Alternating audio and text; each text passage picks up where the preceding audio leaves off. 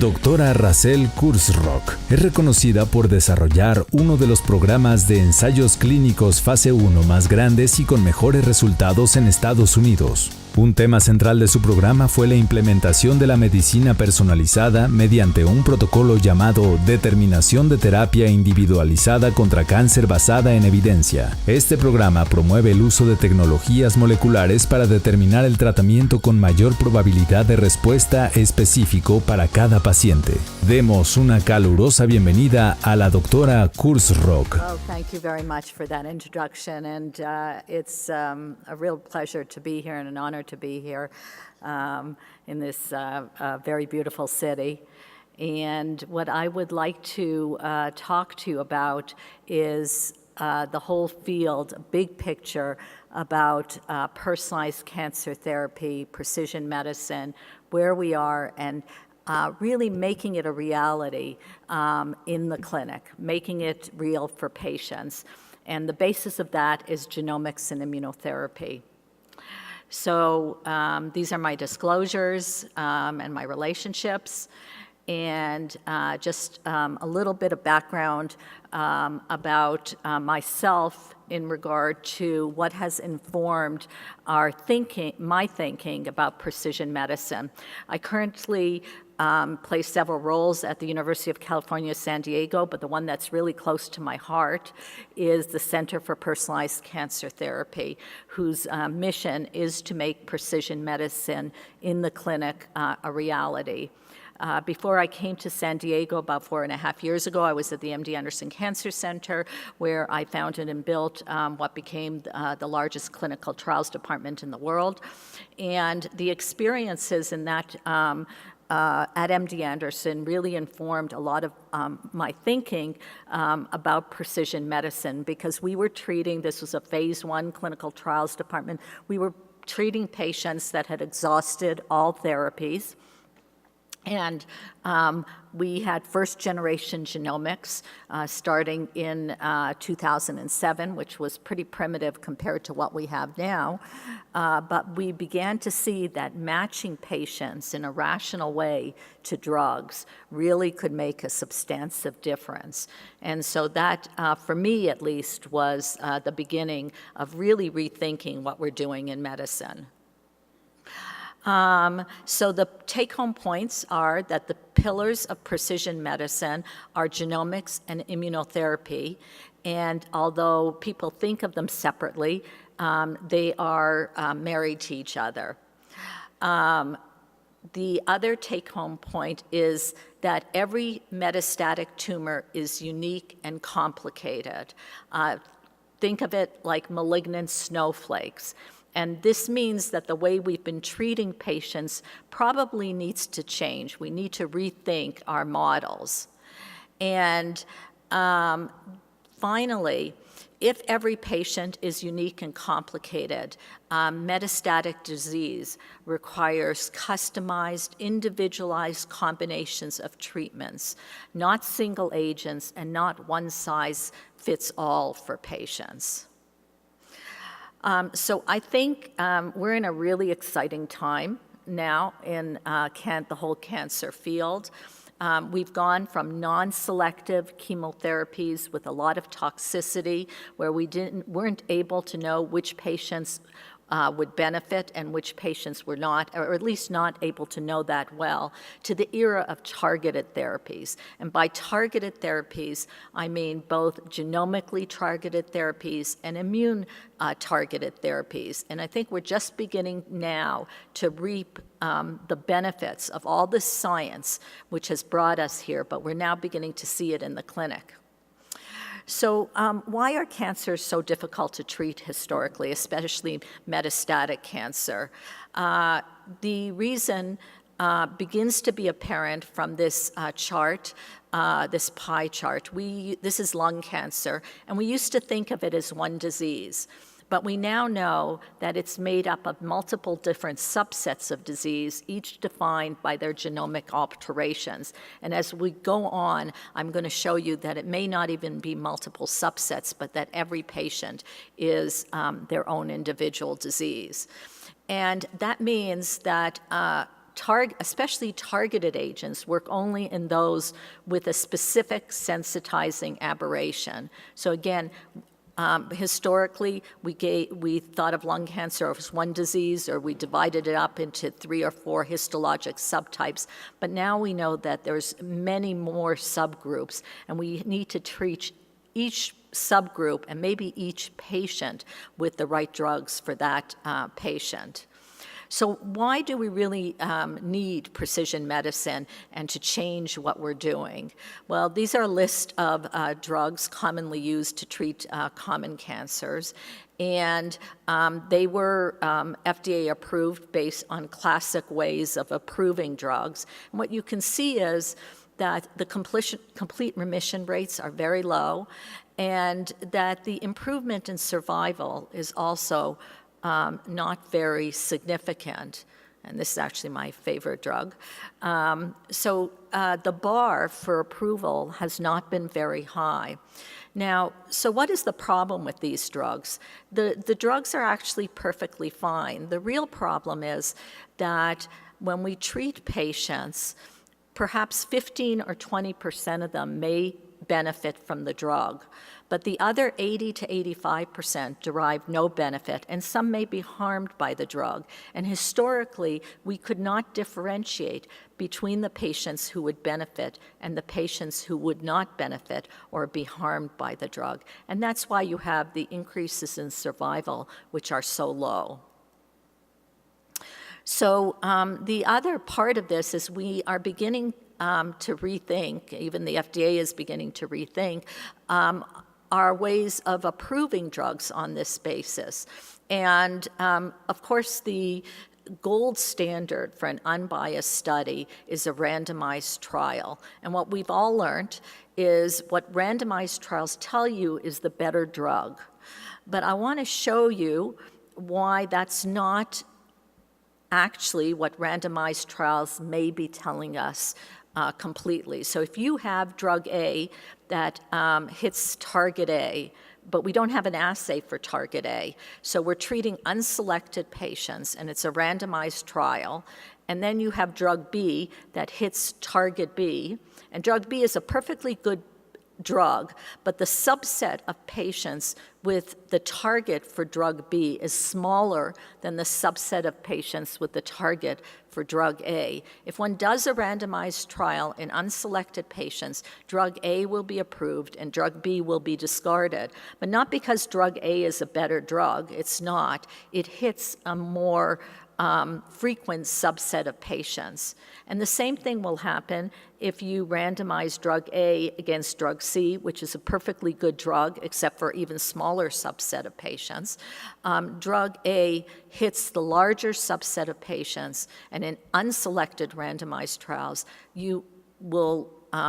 drug A will be approved. Same happens if we do drug A against drug D. Drug D is a perfectly good drug, but only for a very small subset of patients, and it has no hope in a randomized trial against a drug that hits a larger subset of patients if we're not selecting patients. So it's very possible that what randomized trials are selecting is they're selecting for the larger subset of patients rather than actually the better drug. And we did not have better tools for patient selection historically, but we now have the tools to be able to determine which patients have the target of drug A, which patients have the target of drug B, which patients have the target of drug C.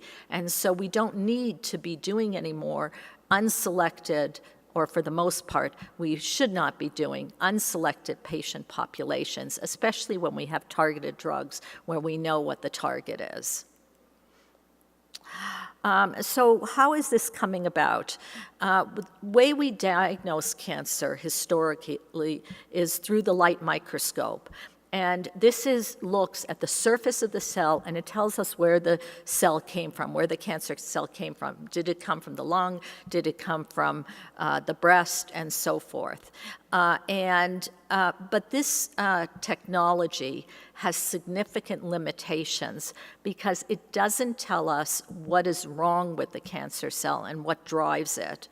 So recently, we now have new technology, which I will call the molecular microscope. It's not really a microscope, but it's next generation sequencing, where we can look deep in the cell, sequence the patient's cancer, and figure out exactly what is wrong with that tumor. And what is amazing is what has happened in genomic technology over the years.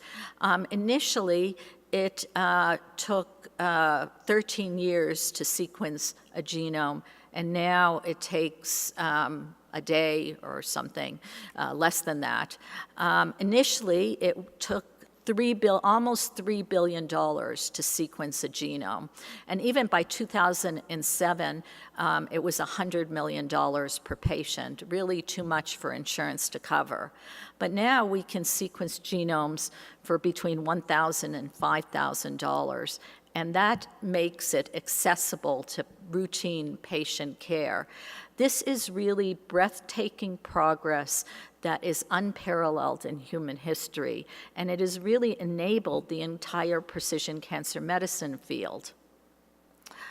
So why do good drugs fail to gain approval? Bad planning.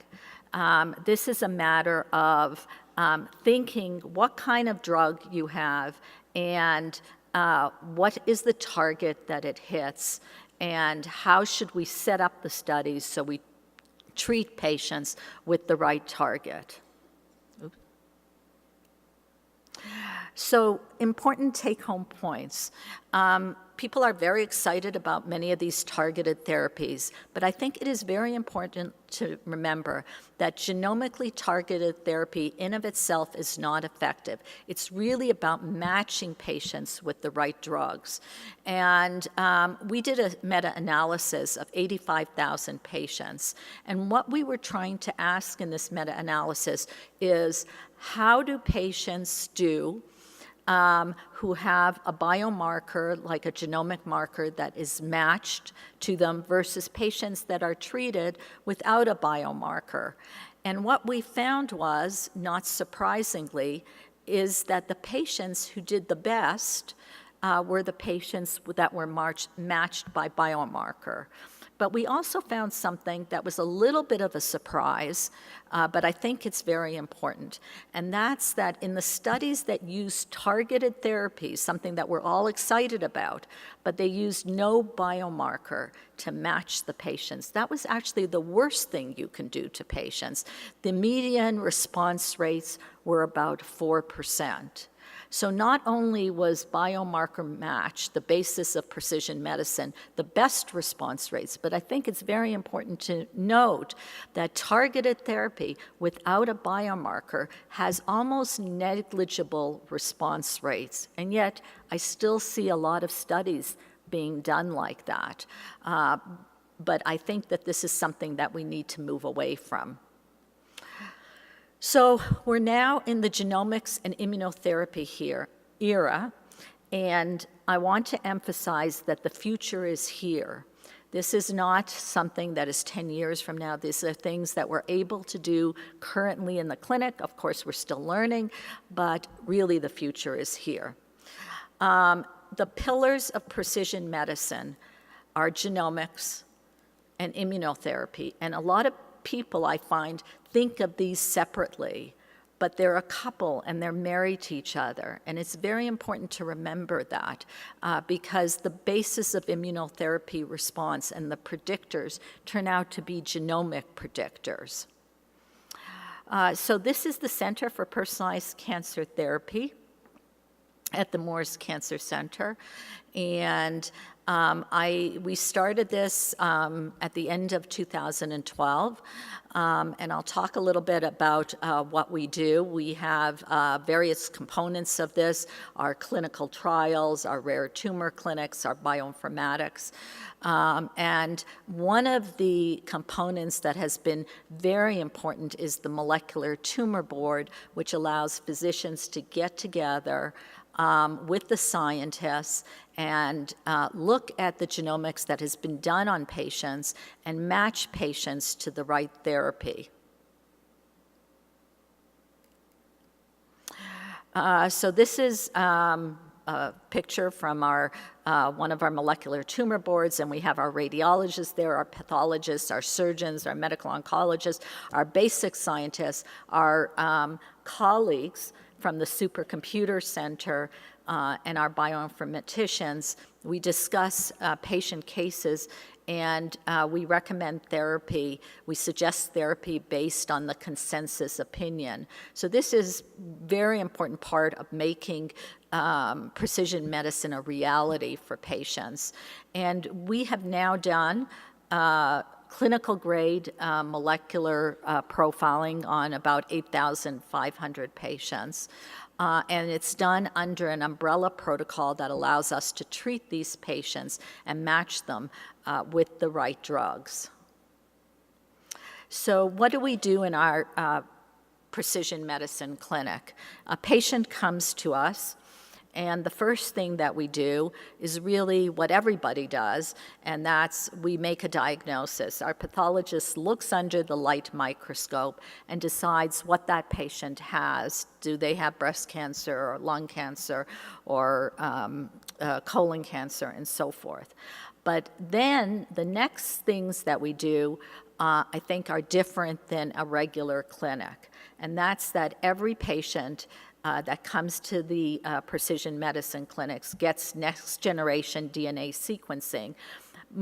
Many of them also get immune signature analysis, protein analysis, and liquid biopsies where we take a blood test and do the genomics on the blood test. The patient is then, if the doctor wants, presented at molecular tumor board, or if the doctor is comfortable without a presentation, they can match the patients on their own. And the patient is treated under institutional umbrella protocols, which are called PREDICT. PREDICT standing for Profile-Related Evidence Determining Individualized Cancer Therapy. So I think we all know that one of the problems with clinical trials is that there's a lot of eligibility criteria, and almost no one is eligible for any individual clinical trials. Really hard to find patients that meet all the eligibility criteria. But the idea for PREDICT was that everybody is essentially eligible. And so it is an umbrella master study, and there are very few exclusion criteria. If the physician wants to match the patients on our precision medicine program, the physician is able to do so. So what are some of the things that we're learning from this program? First of all, we're learning that genomic alterations do not segregate by organ of origin. For instance, HER2 is important not just for breast cancer. We know that anti-HER2 agents are approved in the United States for breast cancer and gastric cancer. But when we did this study of over 37,000 patients, we found that HER2 overexpression was found in multiple different tumor types. For instance, bladder and gallbladder cancer had higher rates of overexpression than breast cancer, and a proportion of multiple different tumors had overexpression of HER2. Salivary duct tumors may be the most interesting. 60 to 100% of them have overexpression of HER2. So the natural question is, do these patients respond to HER2 targeting agents? And I can tell you that the answer is absolutely yes. We have a study called MyPathway, which gives HER2 targeting agents to these various patients, and very likely will get a breakthrough approval in the near future. So the other part, very important part of precision medicine, is the immune system and harnessing it, which we've just begun to learn how to do in the last few years. And the immune system is really the epitome of machinery that is both precise and personalized. And I mentioned that genomics and immunotherapy are married to each other. Why is that? Well, when we give drugs, that reactivate the immune system. We know that tumors have ways of shutting off the immune system, and some of our drugs, like checkpoint inhibitors, can reactivate the immune system. But that's really not enough to get a response. In order to get a response, the immune system, once reactivated, has to recognize the tumor. And the way it recognizes the tumor is by the number of mutations that that tumor has, and the tumor will present neoantigens based on those mutations. And so not surprisingly, the more mutated the tumor, the better the chance that the immune system will recognize it once reactivated, and the higher the response rate to checkpoint inhibitors. So for instance, in our recent study that we just published, the response rate to checkpoint inhibitors across cancers for patients with a low tumor mutational burden was 4%. While the response rate, it was linearly correlated, the mutational burden and response rate. In contrast, the response rate in patients with a very high mutational burden was 67%. So there is another thing that to me is also very interesting about this. If you had asked most scientists, most physicians, including me, about 5 years ago, what happens to patients that have highly mutated tumors, what we call very messed up tumors? These were the patients that we looked at as being hopeless. Because how do you treat a patient that has 50 or 100 or more mutations? You cannot think of what drug you would give to that patient. And if you asked me 5 years ago, I would have said that those patients will never be treatable, never, because we will never figure out how to fix something that is so broken. And yet 5 years later, when we have patients now that are presented that have very high tumor mutational burden, where their genome is completely chaotic, we get really excited about it because those are the best patients now. They've gone from being the worst to being the absolute best because those patients are going to have the best responses to immunotherapy. So that's another lesson learned. As we discover new things in science, even diseases that we thought might never be treatable actually can become treatable, sometimes even quite quickly. So, fundamental premise, every tumor is complex and unique. I mentioned this at the beginning. This is, I think, very true for metastatic cancers. And this is a study that we did, that we published on 75 breast cancers. But I can tell you that this results are very similar in the thousands of patients that we've treated. And I've put 13 patients on the slide because that's what I can fit on the slide, but I think it'll give you the idea. When you look at the molecular alterations, the genomic alterations in each patient, number one, each patient is different from each other. And number two, is most patients don't have one alteration, they have multiple different alterations. So as an example, you can see that more than one patient has a PIK3CA alteration. And historically, that meant that those patients should go on perhaps a PIK3CA targeting trial. But if you look at the patients, for instance, number 1 and number 42 that both have PIK3CA alterations, the rest of their genomic portfolio is unique. And so that tells us that in order to optimize therapy, we should be giving each patient the therapy that is customized for that patient, and giving two patients that have something in common the same therapy may be good to an extent, but the best therapy rationally would be a unique combination of drugs for each patient. So this is a very different way of doing things, and it means redesigning clinical trials. Historically, our clinical trials have been drug-centric, the drugs and also our patient care in oncology. The drugs are at the center of the universe, and we find patients to fit onto the drugs.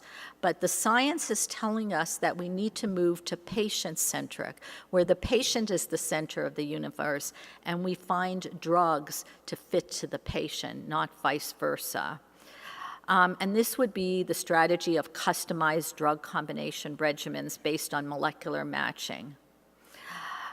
So this is our traditional way of doing things. We have a drug regimen, and we find patients for that drug regimen. Initially, that drug regimen might have been, this is a breast cancer trial, so now we're going to find patients for that have breast cancer, and all treat them in the same way on this drug trial. Or maybe it's a lung cancer trial, and we're going to find lung cancer patients and treat them all in the same way, finding a common feature between patients.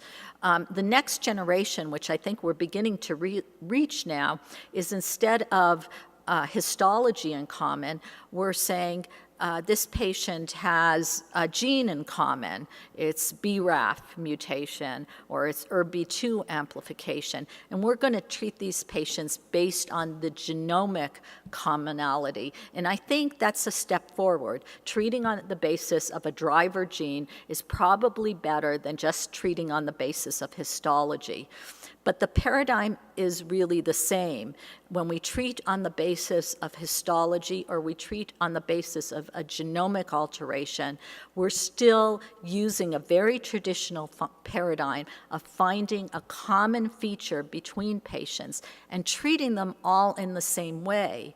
And yet, what I just said was that everybody has a different genomic portfolio. So maybe we actually need to disrupt the paradigm. So instead of using a consistent drug between patients, even in the presence of different molecular profiles, the old way, the science is suggesting that we need to use a consistent strategy, molecular matching, but allow each patient to get different drugs. So here is patient-centric. Patients 1 and patient 2 both have aberration A, but does that mean that they should get the same regimen? Well, it doesn't appear so, because patient 1 has aberrations A, B, and C. So patient 1 should get drugs A, B, and C. And patient 2 has aberrations A, E, and F, and patient 2 should get drugs A, E, and F. But that's not the way we do things in oncology. But let's look at this and see, is this really new? Is this really different? So I would put forward that as physicians, we individualize therapy every day for our patients, except in oncology. Oncology is the exception to the rule. So if I have 2 patients that come into my clinic and they both have arthritis, they don't both get the same drugs. Not if one patient has arthritis, diabetes, and heart disease, and the other patient has arthritis, depression, and another disease. They each get therapy that is individualized for that patient. And we know from publications that the average patient comes into the oncology clinic on 8 different drugs. So we individualize for patients every day to fit their unique health history and health problems. And yet we're very reluctant not to do that when we're using cancer drugs. And I think that reluctance is a legacy of the cytotoxic era, of the era of chemotherapy, where combining drugs might be very toxic. But I think we need to move on from there and rethink what we're doing. So here is a patient that is an example, and actually this patient was a good friend of mine who had metastatic breast cancer. She was a physician, And she unfortunately has since died of her disease, but sometimes our friends make us think of things in a different way. So she was being treated with breast cancer. Her disease was HER2 positive, and she was getting TDM1, and she had a remission, but then she relapsed. And we did a biopsy, and we found that she had a PIK3CA mutation. So we suggested that the drug everolimus, which is an mTOR inhibitor and inhibits the PIK3CA pathway, be added to the treatment of this patient. And the doctor said, we can't do that because there's no study of TDM1 together with everolimus. So my friend wrote me an email, and she sent me this, and she said, okay, I'm on TDM1, but I'm also on these 15 other drugs because I've developed a lot of health problems due to metastatic breast cancer. And the subject on the email was, where is the safety data?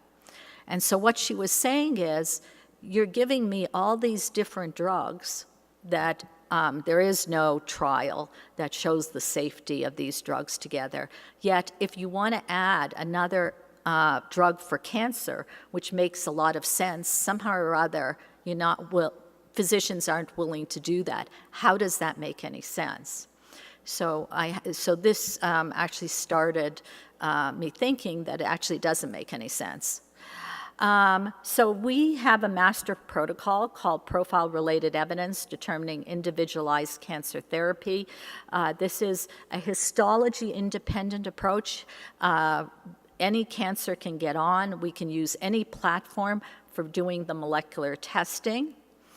And I'm going to walk you through some of the novel things that we're doing. In addition to tissue genomics, we are doing genomics on DNA from a small tube of blood or from urine. And we've done this now clinical grade in about 2,500 patients. And I think that this is transformative technology. These are called liquid biopsies, and we're learning that they can be used for early detection of resistance, early detection of response, and for predicting immunotherapy response. And I'll walk you through a little bit of that. So this is a patient. This was genomics done on DNA, and it was a lung cancer patient.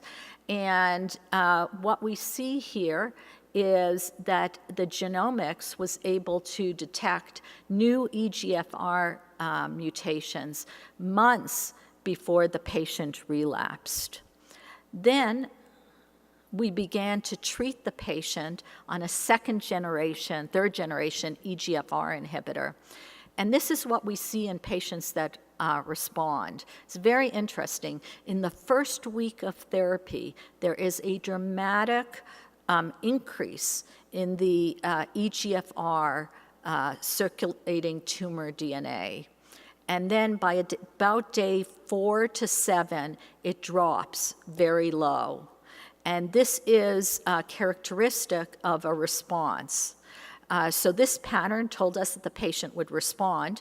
The CAT scan confirmed response, but that was 2 months later. So this shows that we can use this ctDNA both to predict early progression and in the first week of a new therapy to determine if the patient is going to respond. So now I'm going to move on and talk a little bit more about mutanome-directed immunotherapy. There's different response patterns that we see: super responders, response, pseudo-responders, and resistance, pseudo-progressors. And the idea is to use genomics to find the best immunotherapy match and to predict response resistance patterns. So here's an example. I'm going to give you some patients now that we've actually seen in our clinics and how we've used this data. This is super responder and optimized immunotherapy. So this is a patient that came to us in our precision medicine clinic. He had metastatic basal cell carcinoma. was 55 years old and had had 6 prior regimens. Metastatic basal cancer, the hallmark of the disease is mutations in patch-1, which activate the hedgehog pathway, and there's 2 FDA-approved drugs for this, vismodegib and sunitinib, and this patient didn't respond to either one of those drugs. So we did genomics on the patient, and the genomics now tells us why the patient didn't respond to the targeted agent. The patient did have a patch-1 mutation, but the patient also had about 20 other alterations. So it actually makes sense that a patient would not respond to this targeted inhibitor when they have so many other genomic alterations that may be driving their disease. The patient was found to have PD-L1 amplification. PD-L1 amplification is associated with remarkable responses of Hodgkin's disease to checkpoint inhibitors, and the patient had a high tumor mutational burden, actually very high. And on the basis of this, we used a checkpoint inhibitor, nivolumab, on the patient. This was his 7th regimen, and this is his liver before, and this is 2 months after. I just saw him in clinic last week. He is in complete remission now, almost 2 years after we first treated him. So the point being, if we select our patients, and the way to select our patients is through genomics, if we select our patients properly, even in very difficult cases, we can get good responses. Here is another patient that came to us actually from Saudi Arabia, 49-year-old woman with a high-grade neuroendocrine cervical cancer. And she'd had surgery, she had chemotherapy, and she had radiation therapy. And when she came to us, it took her a little bit too long to get to us, and she was very, very ill. She had a very large abdominal tumor. She actually looked like she was 7 months pregnant, but her belly was full of cancer. She had bowel obstruction, and she had partial kidney obstruction. And we have a very aggressive urologist, but he took one look at her and said, this woman needs to go to hospice. We're not going to put a stent in her.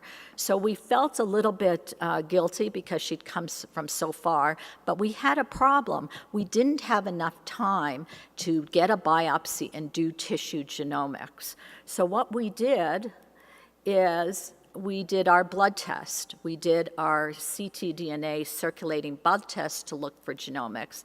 The average patient has about 3 mutations in their tissue. Has about 3 mutations in their blood. This patient had over 20 mutations. So we guessed that this was hypermutated ctDNA, and we used that as the basis to treat her with a checkpoint blockade. And this is her tumor before, and this is her tumor 8 months after. And she has now gone back to Saudi Arabia, but after a 1.5 years of treatment.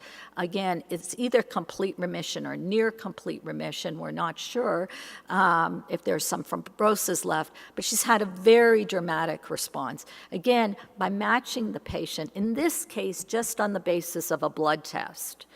Of course, we did go ahead and do our tissue test, and our tissue test confirmed a high mutational burden, multiple mutations. It confirmed that she had lots of markers for response. She had microsatellite unstable disease, very high tumor mutational burden, and she had a DNA mismatch repair genomic alteration.